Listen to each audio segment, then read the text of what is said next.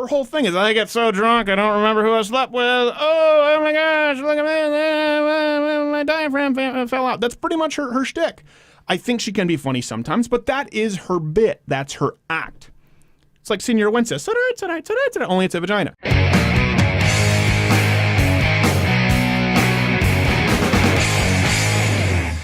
Did this thing on Amy Schumer last week in the rape situation of social justice warrior leftists who are encouraging rape culture by being complicit with the hashtag movements and not notifying the proper authorities.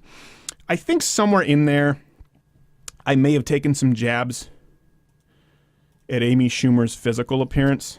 That's surprising. That doesn't sound like you. It doesn't sound like something I would do at all. And so I got some comments and emails saying, hey, why do you feel the need to slut shame or fat shame? Why do you do this with your audience? Here's the thing. There is no slut-shaming culture. There is no fat-shaming culture. People need to understand this. They throw it out there because you make a joke about Lena Dunham being unattractive and fat. The reason someone might slut-shame Amy Schumer, remember she got so mad when a fan came up and took a picture, said, hey, spent the night with Amy Schumer, bet that's not the first time she heard that, and she's going, how dare you call someone you don't know a slut. It's not slut-shaming.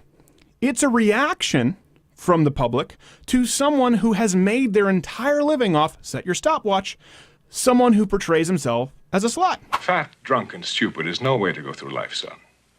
Her whole thing is, I get so drunk, I don't remember who I slept with. Oh my gosh, look at me, my diaphragm fell out. That's pretty much her shtick. I think she can be funny sometimes, but that is her bit. That's her act. It's like Senior Wences, only it's a vagina. That's Amy Schumer's bit. Do you know Senior? You don't even know Senior Wences. So it's a reaction by someone saying, okay, you're portraying yourself as a slut. This is your shtick. I'm going to go along with it. And now I'm annoyed with the sluttiness.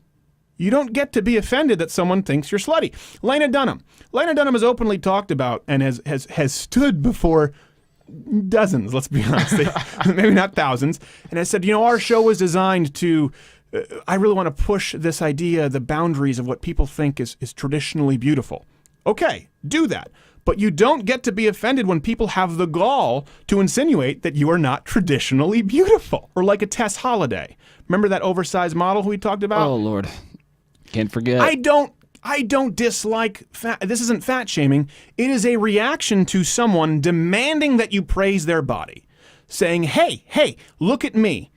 I am proud of my body, and people saying, well, maybe you shouldn't be proud of your body.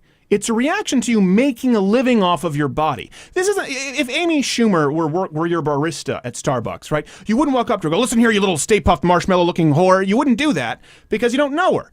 But if she was at Starbucks saying, oh my gosh, I slept with a bunch of guys last night, testing out material, you'd probably say, hey, my barista's kind of slutty.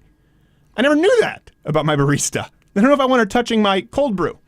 Same thing with Lena Dunham. Listen, by the way, with Lena Dunham, my criticisms with Lena Dunham are not based on the unkempt, self-admitted, filthy exterior. Part of your body,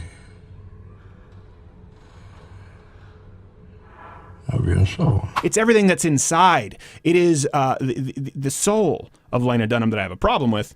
It's just easy to also, it happens to be wrapped in a package that's... It's all disgusting. Well, none of it is good. And here's the deal. What really bothers me with the slut-shaming and fat-shaming thing. Just because you feel as though you're a more victimized class, you don't get to have the corner on it. Help! I'm being repressed! So a good example is I was just at a mall recently. Lane Bryant. They have one of these plus-size models now. And they have earn real women dollars. Clothes for real women is what they say. Don't act like you're not marginalizing people. So what are they saying with this? My wife's not a real woman. My mom's not a real woman. My mother-in-law isn't a real woman.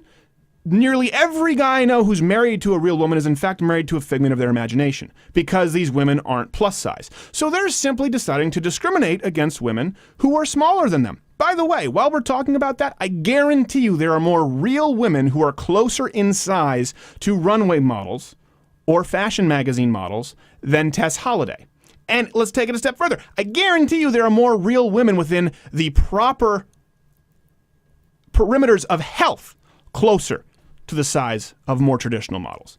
Not saying that all women need to look like that, but you don't get to have the corner on victimization because you chose to be overweight. I immediately regret this decision. That's what bothers me about it. And when you make a career on it, it is totally fair game, and especially because we have an obesity problem and we have a diabetes problem in this country, I think when you cross that realm of health, it is within the fair boundaries of criticism. Something else. Same thing with diseases. We've talked about this. Listen, I'm sorry, mister, that you decided to have unprotected anal sex with bearded bikers in a truck stop and you got AIDS. That's horrible. I wouldn't wish it on anybody who has unprotected anal sex with bearded bikers in truck stops. I wouldn't. Between the dirty needle use. I watched Rent. I know what I'm talking about. Will I lose my dignity? Will someone care? But you don't get to have the corner on diseases. AIDS gets it's a disease that gets so much more funding than all these cancers or type 1 diabetes that the kid didn't sign up for. Just because you scream the loudest, whether it's with dildos on campus or it's about being offended that someone insinuated you aren't good looking, doesn't mean that you deserve to have the corner on victimhood. People say, why do you double down on it? Listen, I'm not doubling down on it. I'm not doubling down on fat shaming or slut shaming. If you make a career off of it and you thrust it in front of people's face, you know what else I have a problem with? We wrote about this. Professional victimhood is America's fastest growing business. That's why you have Sean King and Rachel Dolezal competing to be black guys. Amy Schumer and Lena Dunham in female comics competing as to who was raped more but never came forward to the cops because it's the best way to get your name in the headlines in the absence of talent or wit. If you like this video, do not click the subscribe button below, my face, or the boxes next to me. If you do, you will be very sorry.